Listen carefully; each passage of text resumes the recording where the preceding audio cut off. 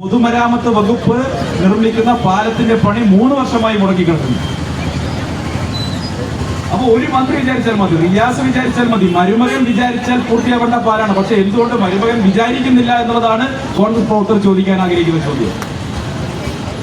കോട്ടയം ജില്ലയോട് CPM-ന് ഇടതുപക്ഷത്തോട് റിയാസിനൊക്കെ എന്താണ് ഇത്ര വലിയ വിദ്വേഷം? നിങ്ങൾക്കും അത്യാവശ്യമൊക്കെ സ്വാധീനമുള്ള ഉപദേശമാണല്ലോ. കുമരകത്തോട് എന്താണ് നിങ്ങൾക്ക് വിദ്വേഷം? കോട്ടയത്തോട് എന്താണ് വിദ്വേഷം? ഏറ്റവും അടുത്ത് നടന്ന ഉപതെരഞ്ഞെടുപ്പിൽ കോട്ടയം, പാല ഒക്കെ നിങ്ങൾക്ക് നൽകിയിട്ടുള്ള ശക്തമായിട്ടുള്ള തിരിച്ചടി കൊണ്ടാണോ ഈ കോട്ടയം ജില്ലയോടും കുമരകത്തോടും ഒക്കെ നിങ്ങൾക്ക് വലിയ വിദ്വേഷമുള്ളത് എന്ന് ചോദിക്കാൻ ആഗ്രഹിക്കുകയാണ്. എനിക്കറിയാം, ഈ പ്രദേശം കുമരകോവിന്ദിനപ്പുറമുള്ള ചില പ്രദേശങ്ങളൊക്കെ CPM-ന് വലിയ സ്വാധീനമുള്ള പ്രദേശങ്ങളാണ്. എന്നിട്ട് പോലും ഈ പ്രദേശത്തെ ജനങ്ങൾ ദുരിതം അനുഭവിച്ചോട്ടെ എന്നാണ് നിങ്ങൾ വിചാരിച്ചിരിക്കുന്നതെങ്കിൽ അത് വളരെ ദൗർഭാഗ്യകരമായിട്ടുള്ള കാര്യമാണ്. ഈ റോഡിന്റെ നിർമ്മാണ ചുമതലയുള്ളത് കിഫ്ബിക്കാണ്. കിഫ്ബി എന്ന് പറയുന്ന ഈ കുന്ത്രാണ്ടം വരുന്ന കാലത്തെ UDF-ഉം കോൺഗ്രസും മുന്നറിയിപ്പ് നൽകിയതാണ്. ഈ പൈസ കണ്ടുകൊണ്ട് നിങ്ങൾ ഉണ്ടാക്കുന്ന പരിപാടികളൊന്നും മര്യാദയ്ക്ക് നടക്കാൻ പോകുന്നില്ല.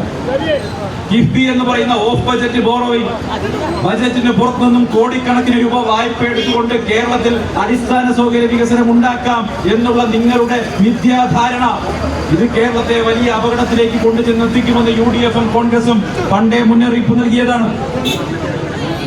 ബജറ്റിന് പുറത്തുനിന്ന് വായ്പ എടുക്കുന്നു, മസാല ബോണ്ട് വഴിക്ക്, പ്രവാസി ചിട്ടി വഴിക്ക് കേരളത്തിന് തിരിച്ചടയ്ക്കാൻ കഴിയാത്ത, കേരളത്തിന്റെ ഖജനാവിന് താങ്ങാൻ കഴിയാത്ത രീതിയിൽ ലക്ഷക്കണക്കിന് കോടിക്കണക്കിന് രൂപ വായ്പ എടുത്തുകൊണ്ട് കേരളത്തെ വലിയ ധനകാര്യ പ്രതിസന്ധിയിലേക്ക് തള്ളിവിട്ട ഒരു സർക്കാർ കേരളം ഭരിക്കുന്നു. UDF പണ്ടേ പറഞ്ഞതാണ്, ഇത് ശരിയല്ല.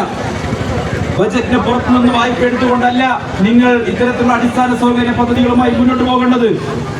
പക്ഷേ ആ സമയത്ത് നമ്മുടെ തോമസ് ഐസക്കും അതുപോലെ തന്നെ CPM-ന്റെ ബുദ്ധിജീവികളുമൊക്കെ മാധ്യമങ്ങളിൽ വന്നിരുന്നു കൊണ്ട് കോൺഗ്രസിനെ ഉപദേശിക്കുകയായിരുന്നു, UDF-നെ ഉപദേശിക്കുകയായിരുന്നു. അടുത്ത 50 വർഷക്കാലത്തേക്കുള്ള കേരളത്തിന് വേണ്ട വികസന പദ്ധതികൾ മുഴുവൻ ഞങ്ങൾ ഇതാ നടപ്പാക്കുമെന്നായിരുന്നു CPM അവകാശപ്പെട്ടിരുന്നത്. ഒരു നയാ പൈസ പോലും ടോൾ പിരിക്കാൻ പോകുന്നില്ല എന്നാണ് തോമസ് ഐസക് പറഞ്ഞിരുന്നത്. പക്ഷെ പ്രിയപ്പെട്ടവരെ, എന്താ സംഭവിച്ചത്?